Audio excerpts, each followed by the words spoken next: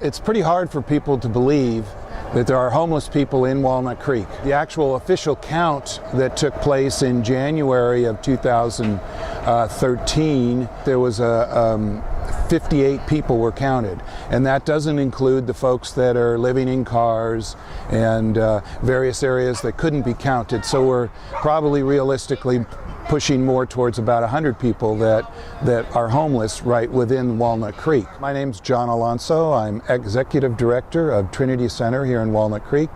We're a non-residential homeless shelter serving the homeless and the working poor. There are lots of folks here, and if you there in November 2012, the Walnut Creek Police Department had to move people from various sites. A lot of that had to do with around the creek areas, the health and safety issues.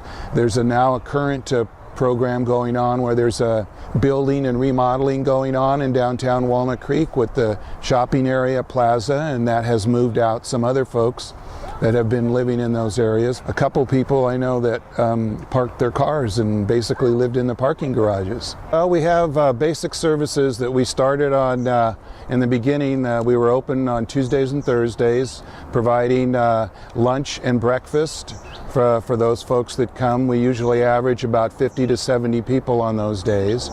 We also provide showers, laundry, mail service, telephone and computer access, and we also have a clothing shed and a food shed. Over the first year of our existence, we've expanded our program into adding lunches on Mondays, Wednesdays, and Fridays.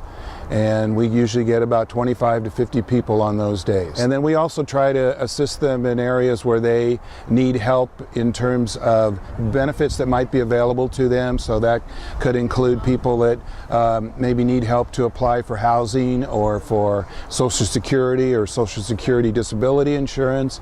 And we also try really hard to make connections with veterans to the veteran services that might be available for them as well. We get funding from the Contra Costa County.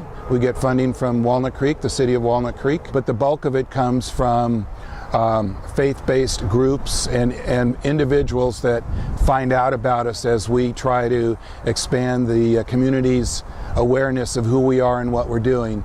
Because ultimately this is a community problem. This is not a problem that any one segment of the community is going to solve. We all have to work together to solve it and to help people move on and make progress towards getting off the streets and getting into shelter that makes sense for them.